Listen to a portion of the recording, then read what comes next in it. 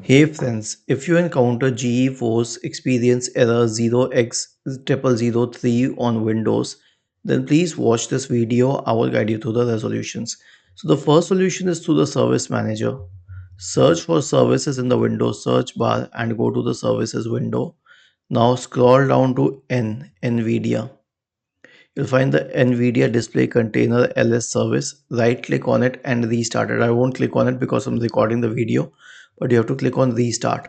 Once this is restarted, search for Device Manager and open it, and then expand the list of display adapters. You'll find an NVIDIA display driver here. If you have NVIDIA on your system, right click on it, update drivers, and search automatically for drivers.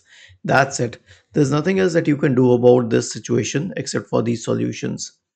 Was this helpful? If yes, then please subscribe to the channel, and if not, then let us know in the comment section of the video on how we could help you further. Thank you for watching this video and have a nice day.